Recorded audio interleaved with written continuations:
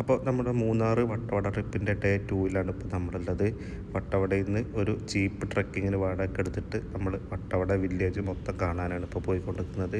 2000 രൂപയാണ് 8 പേർക്ക് ഈ ഒരു ജീപ്പിന് വാടക വരുന്നത്. നമ്മൾ വട്ടവട വരുമ്പോൾ മസ്റ്റായിട്ട് പോവേണ്ട ഒന്നാണ് ഈ ജീപ്പ് ട്രക്കിങ്. അത്ര അടിപൊളിയാണ് ഇവിടുത്തെ ട്രക്കിംഗ് എന്ന് പറയുന്നത്.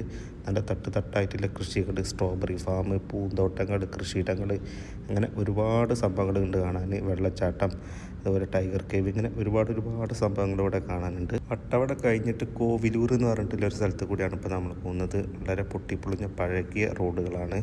അതുപോലെ ഇവിടുത്തെ വില്ലേജുകളൊക്കെ നമുക്ക് കാണുമ്പോൾ ഒരു പക്ക തമിഴ്നാട് വില്ലേജ് പോലെ നമുക്ക് ഓർമ്മ വരുന്നത്. കേരളത്തായിട്ട് ഒരു സാദൃശ്യമില്ല. അതുപോലെ നമ്മുടെ കാറുകളൊക്കെ ഇങ്ങോട്ട് കൊണ്ടുവരാൻ പറ്റും, പക്ഷെ കൊണ്ടുവരാതിരിക്കുന്നതാണ് ഏറ്റവും നല്ലത്. കാരണം വണ്ടി നല്ല വിധത്തിൽ ഡാമേജ് ആവാൻ ചാൻസ് ഉണ്ട്. കാരണം മൊത്തം പാറകളും അതുപോലെ പാറപ്പുറത്ത് റോഡുകൾ, ബിൽഡിങ്ങുകൾ അങ്ങനെയൊക്കെയാണുള്ളത്. അതുപോലെ റോഡൊക്കെ വളരെ മോശമാണ്. നമ്മുടെ വണ്ടിയൊക്കെ കൊണ്ടുവന്നാൽ ഷുവറായിട്ട് ഡാമേജ് ആവാൻ ചാൻസ് ഉണ്ട്. ഈ റോഡുകളും വീടുകളൊക്കെ നോക്കിയാൽ നമ്മുടെ കേരളം എന്ന് തോന്നുകയില്ല. സത്യം പറഞ്ഞാൽ ഇത് കേരളത്തിലാണ്, പക്ഷേ തമിഴ്നാട് ബോർഡറിലായതുകൊണ്ട് അധികം വികസനം കാര്യങ്ങളൊന്നും ഇവിടെ ഉണ്ടായിട്ടില്ല. ഇഷ്ടംപോലെ ജീപ്പുകളിൽ ട്രക്കിങ്ങിന് പോകുന്ന ആൾക്കാരുണ്ട് കേട്ടോ. ഇവിടുത്തെ ആൾക്കാരുടെ ഒരു മെയിൻ വരുമാന മാർഗ്ഗമാണ് ഈ ജീപ്പ് ട്രക്കിങ്. 2000 രൂപയ്ക്ക് അവർക്ക് ഒരു 3-4 മണിക്കൂർ കൊണ്ട് ഏൺ ചെയ്യാൻ പറ്റും. പക്ഷേ എല്ലാ പ്രശ്നം എന്താണെന്ന് വെച്ചാൽ ഇതിലൂടെയൊക്കെ ഓടുമ്പോൾ വണ്ടിക്ക് നല്ല ഡാമേജും അതുപോലെ വണ്ടിപ്പണി നന്നായിട്ട് വരും. അപ്പോൾ അതൊക്കെ നോക്കുകയാണെങ്കിൽ നമുക്ക് ഈ 2000-2500 രൂപ വളരെ ലാഭമായിട്ടുള്ളൊരു പൈസയാണത്. ആ ഫ്രണ്ടിൽ പോകുന്ന വണ്ടി കണ്ടോ, അതിൻ്റെ ബോഡിയൊക്കെ ഒരു മരക്കമ്പോട്ട് കുത്തി വെച്ചേക്കാണ്. കാരണം ഇവിടുത്തെ റോഡ് കാരണം കുലുക്കത്തിലൊക്കെ ഇത് കുറേയൊക്കെ പൊട്ടിപ്പോയിട്ടുണ്ടാവും. പിന്നെ അവർ മരം കൊണ്ടൊക്കെ കുത്തി വെച്ചിട്ടാണ് ഇത് അഡ്ജസ്റ്റ് ചെയ്ത് പോകുന്നത്. കോവിലൂർ കഴിഞ്ഞാൽ പിന്നെ കോട്ടക്കമ്പൂർ എന്ന് പറഞ്ഞിട്ടുള്ള ഒരു വില്ലേജാണുള്ളത്. ഇതാണ് കേരളത്തിൻ്റെ ലാസ്റ്റ് വില്ലേജ്. ഇതിന് അപ്പുറം പിന്നെ തമിഴ്നാടാണ് വരുന്നത്. ഇതാണ് ലാസ്റ്റ് വില്ലേജ്. ഇവിടെ ഒരുപാട് റിസോർട്ടുകളും കാര്യങ്ങളൊക്കെ ഉണ്ട്. അത്യാവശ്യം നല്ല റേറ്റും കാര്യങ്ങളുണ്ട് കേട്ടോ. ഇവിടെ മുന്നിൽ കണ്ടോ ഒരു ചെറിയൊരു കാർ ഇതിൽ കൂടെ പോകുന്നുണ്ട് കേട്ടോ. അതെനിക്ക് തോന്നുന്നു ഇവർ പൈസ ലാഭിച്ചിട്ട് ഇറക്കിയതായിരിക്കും. ആ വണ്ടിയുടെ അവസ്ഥ എന്താണെന്ന് ഇനി അവർക്ക് തന്നെ അറിയുള്ളൂ. ഈ റോഡിലൂടെയൊക്കെ വണ്ടി ഓടിക്കാൻ 4x4 വെഹിക്കിൾ തന്നെ വേണം. അതുപോലെ നല്ല എക്സ്പീരിയൻസ്ഡ് ആയിട്ടുള്ള ഒരു ഡ്രൈവറും വേണം. അങ്ങനെ ഉണ്ടെങ്കിൽ നമുക്ക് വളരെ എൻജോയ് ചെയ്തിട്ട് ഈ ട്രക്ക് പൂർത്തിയാക്കാം. ഞങ്ങൾക്ക് കിട്ടിയ ഡ്രൈവർ എന്ന് പറയുന്നത് ഇദ്ദേഹമാണ്. ഇദ്ദേഹത്തിൻ്റെ പേര് തിരുമുരുകൻ എന്നാണ്. വട്ടവട സ്വദേശിനിയാണ്. നല്ല കിടിലൻ ഡ്രൈവറായിരുന്നു കേട്ടോ. പിന്നെ ഇവിടെ ചില റോഡുകളൊക്കെ നല്ല റോഡുകളായിരിക്കും കേട്ടോ, ചില റോഡുകൾ വളരെ മോശമായിരിക്കും. അതുപോലെ നമ്മുടെ പഴയ പൂച്ചെടിക്കല്ലേ, അതൊക്കെ ഞാനിവിടെ കണ്ടു. ഞാൻ നാട്ടിലൊക്കെ കണ്ടിട്ട് കുറേ കാലമായിട്ടുണ്ട് ആ പൂച്ചെടിയൊക്കെ. അതുപോലെ നമ്മൾ ആദ്യത്തെ വ്യൂ പോയിന്റിൽ എത്തിയിട്ടുണ്ട്. ഇത് നമ്മുടെ നായാട്ട് സിനിമയല്ലേ, ഇതൊക്കെ ഷൂട്ട് ചെയ്തിട്ടുള്ളത് ഈ വ്യൂ പോയിന്റിലാണ്.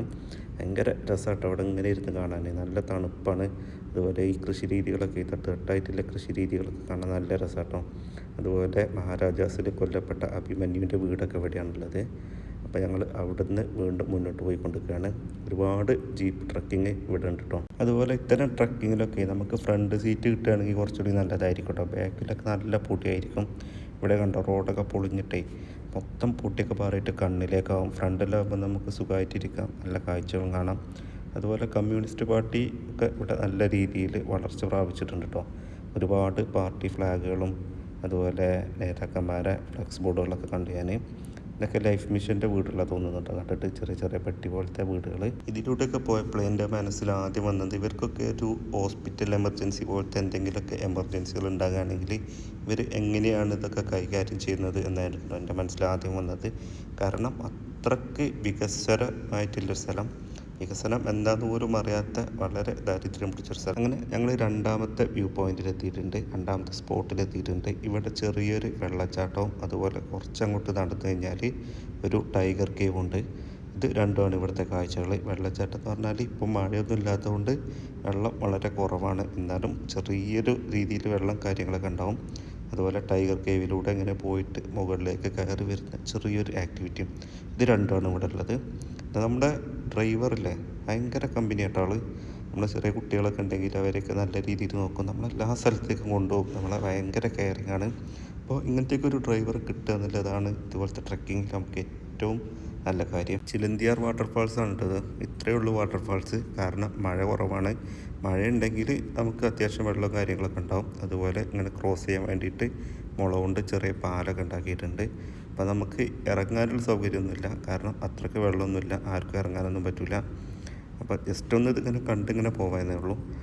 വെള്ളം കുറവായതുകൊണ്ടാണ്. വെള്ളം ഉണ്ടെങ്കിൽ കുറച്ചും കൂടെ ഒക്കെ രസമുണ്ടാവും. പിന്നെ കുറച്ചും കൂടെ ഒന്ന് പോയി കഴിഞ്ഞാലാണ് ടൈഗർ കേവ് ഉള്ളത്. അപ്പം ഇനി ഞങ്ങൾ ടൈഗർ കേവിലേക്കാണ് പോകുന്നത്. ടൈഗർ കേവിലേക്ക് ഒരു 10-15 മിനിറ്റ് നടക്കാനേ ഉള്ളൂ കേട്ടോ. വലിയ ബുദ്ധിമുട്ടുള്ള ട്രക്കിംഗ് ഒന്നുമല്ല, കുട്ടികൾക്ക് എല്ലാവർക്കും പോകാൻ പറ്റുന്ന ട്രക്കിംഗാണ്. ചെറിയ കാട്ടുപാതയിലൂടെ ഇങ്ങനെ ജസ്റ്റ് ഒന്ന് നടന്നു പോകാനേ ഉള്ളൂ.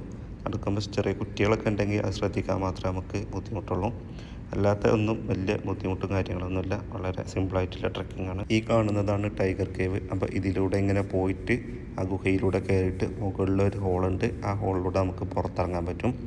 അങ്ങനെ വലിയൊരു അഡ്വഞ്ചറൊന്നുമല്ല, ചെറിയ രീതിയിൽ എല്ലാവർക്കും പോകാം. കുട്ടികൾക്കും സ്ത്രീകൾക്കും ആർക്കും പോകാൻ പറ്റുന്ന ഒരു ചെറിയൊരു അഡ്വഞ്ചറായിട്ടുള്ള ഒരു സംഭവമാണ്.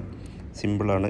അപ്പോൾ എല്ലാവർക്കും പോകുന്നതിന് കുഴപ്പമൊന്നുമില്ല. ടൂറ് തുടങ്ങിയപ്പോൾ എൻ്റെ ഏറ്റവും വലിയൊരു ടെൻഷനായിരുന്നു കുട്ടികളെയൊക്കെ കൊണ്ട് പോകാൻ പറ്റും, അവർക്കൊക്കെ ഇത് എൻജോയ് ചെയ്യാൻ പറ്റുമെന്ന്. പക്ഷേ എൻ്റെ മോളാണ് ഇത് ഏറ്റവും കൂടുതൽ എൻജോയ് ചെയ്തതെന്ന് എനിക്ക് തോന്നുന്നത്. കാരണം അവൾ എന്നെ എടുക്കാനൊന്നും അയച്ചിട്ടില്ല. ഒക്കെ നടന്നിട്ടാണ് ഇത് മൊത്തം സ്ഥലം കണ്ടത്, കാട്ടിലൂടെയൊക്കെ കണ്ടത്. നമ്മളൊന്ന് ശ്രദ്ധിക്കണം, അത്രേ ഉള്ളൂ. ഇത് അവിടുന്ന് കണ്ട ഒരു കൃഷിയാട്ടോ. കാപ്പിയുണ്ട്, ഇഞ്ചിയുണ്ട്, ഏലുണ്ട്, അങ്ങനെ ഒരുപാട് കൃഷികളൊക്കെ ഉണ്ട് കേട്ടോ അവിടെ. പിന്നെ ഇതിൻ്റെ താഴെ ഒരു ചെറിയൊരു അണക്കെട്ട് കേട്ടോ, ഒരു ചെറിയ രീതിയിലുള്ള ഒരു അണക്കെട്ട്. ഇനി അവിടുന്ന് ഇറങ്ങിയിട്ട് അടുത്ത സ്പോട്ടിലേക്ക് പോയിക്കൊണ്ട് കേട്ടോ ഞങ്ങൾ. നിങ്ങൾക്ക് വീഡിയോയിൽ കാണാൻ പറ്റും, നല്ല പൊടിയുണ്ട്. ബാക്കിലൊക്കെ ആണെങ്കിൽ നമുക്ക് നന്നായിട്ട് പൊടിയടിക്കും. ഫ്രണ്ടിൽ കിട്ടുകയാണെങ്കിൽ ഏറ്റവും സൗകര്യം. ചില സ്ഥലത്തൊക്കെ കാട്ടുതീയൊക്കെ ഉള്ളത് കാണുന്നുണ്ട് കേട്ടോ അവിടെ. അപ്പോൾ ഇതിൻ്റെയൊക്കെ പൊടി, എല്ലാത്തിൻ്റെ പൊടി നന്നായിട്ട് അടിക്കുന്നുണ്ട് അവിടെ. അങ്ങനെ അടുത്ത വ്യൂ പോയിന്റിൽ എത്താനായിട്ടുണ്ട് കേട്ടോ. അപ്പോൾ ഞങ്ങൾ അടുത്ത വ്യൂ പോയിന്റ് ഏകദേശം എത്തിയിട്ടുണ്ട്. അപ്പോൾ ഞങ്ങൾ താഴത്തു നിന്നൊക്കെ നോക്കുമ്പോൾ മുകളിൽ ഇങ്ങനെ ഏറ്റവും വലിയൊരു പാറ കണ്ടിരുന്നു. ആ പാറയാണിത്. അപ്പോൾ ഞങ്ങൾ ഏറ്റവും ടോപ്പിലാണ് കേട്ടോ ഇപ്പോൾ നിൽക്കുന്നത്. അപ്പോൾ അവിടെ നിന്നുള്ളൊരു വ്യൂ ആണിത്. ഭയങ്കര സെറ്റപ്പാണത്, നല്ല അടിപൊളി വ്യൂ ആണ്. ആ കൃഷിൻ്റെയൊക്കെ ഭംഗിയൊക്കെ തട്ടായിട്ട് ഓരോ കൃഷികളൊക്കെ ചെയ്തിട്ട് ആ കൃഷിയിടങ്ങളിലൊക്കെ നമുക്ക് പോകുന്നുണ്ട് അടുത്ത്. ഭയങ്കര രസമായിട്ടോ ഒന്ന് കാണാൻ. ഭയങ്കര ലക്ഷറി ആയിട്ടുള്ള റിസോർട്ടുകളും കാര്യങ്ങളൊക്കെ ഇവിടെ ഉണ്ട്. ഭയങ്കര അടിപൊളി വ്യൂ ആട്ടോ ഇവിടെ നിന്ന്. പക്ഷേ കുറച്ച് വൃത്തികേടും കാര്യങ്ങളൊക്കെ ഉണ്ട്, ഒരുപാട് കച്ചറയും കാര്യങ്ങളൊക്കെ ഇട്ടിട്ടുണ്ട്. അതൊക്കെ ഒഴിവാക്കിയാൽ ഇവിടുത്തെ ക്ലൈമറ്റ് നല്ല തണുത്ത ക്ലൈമറ്റും നല്ല വ്യൂവും കാര്യങ്ങളൊക്കെയാണ് ഇവിടെ. ആ വ്യൂ പോയിന്റ് കണ്ടു കഴിഞ്ഞ് അടുത്ത പോകുന്നത് ഒരു പൂന്തോട്ടത്തിലേക്കാട്ടോ. നല്ല മനോഹരമായിട്ടുള്ള പൂക്കളൊക്കെ ഉണ്ട് ഇവിടെ. ഇതിന് പ്ലാസ്റ്റിക് പൂവ് എന്നാണ് ഇവർ പറയുന്നത്. പ്ലാസ്റ്റിക് പോലെയാണ് ഇതിൻ്റെ ഇതളുകളൊക്കെ. അതായത് ഒരു 3-4 മാസമൊക്കെ നമുക്കിത് വാടാതെ സൂക്ഷിക്കാൻ പറ്റും, വീട്ടിലൊക്കെ കൊണ്ടുപോയി വെക്കുകയാണെങ്കിൽ. അതുപോലെ ഇവിടുത്തെ പൂന്തോട്ടങ്ങളിലൊക്കെ വിളവെടുപ്പ് കഴിഞ്ഞിട്ടുള്ളതാണെങ്കിൽ നമുക്ക് അവിടെ കയറിയിട്ട് പൂക്കളൊക്കെ പറിക്കാം കേട്ടോ. വിളവെടുപ്പ് കഴിഞ്ഞിട്ട് കുറച്ചൊക്കെ ബാക്കി ഉണ്ടാവില്ലേ, അതൊക്കെ നമുക്ക് പറിക്കാം. അതുപോലെ ഇവിടുത്തെ ഒരു സ്കൂളാണത്, വളരെ ചെറിയൊരു സ്കൂളാണ്. അങ്ങനെ കുറേ കാര്യങ്ങളൊക്കെ ഉണ്ട് കേട്ടോ. അതുപോലെ ഇവിടെ ഒരു ചെറിയ പഴങ്ങളും നമ്മുടെ സ്ട്രോബെറി അല്ല റാസ്ബെറി പോലെ ബെറീസിൽപ്പെട്ട കുറേ പഴങ്ങളും കാര്യങ്ങളൊക്കെ ഉണ്ട് കേട്ടോ. അതൊക്കെ നമുക്കൊന്ന് പറിച്ച് കഴിക്കാം. ഈ പൂന്തോട്ടത്തിൽ നിന്നൊക്കെ പൂക്കൾ പറിച്ച് നമുക്ക് വീട്ടിൽ കൊണ്ടുപോകാം. ഈ കാണുന്ന കേട്ടോ ഞാൻ പറഞ്ഞ പഴം നല്ല ടേസ്റ്റ് ആട്ടത്. നമ്മുടെ ബെറീസിൽപ്പെട്ട, ഇതിൻ്റെ ഷേപ്പ് കണ്ടാൽ തന്നെ അറിയും ബെറീസിലൊക്കെ പെട്ട എന്തോ ഒരു പഴമാണ്. റാസ്ബെറി ആവാൻ ചാൻസ്, പക്ഷേ റാസ്ബെറി കളറല്ല, എന്നാലും എന്തൊരു ബെറി ആണിത്. നല്ല ടേസ്റ്റ് ആട്ടത് പറിച്ച് തന്നെ. അതുപോലെ മുള്ള് ശ്രദ്ധിക്കണം. അതുപോലെ ഇതാണ് ഇവിടുത്തെ പൂക്കൾ.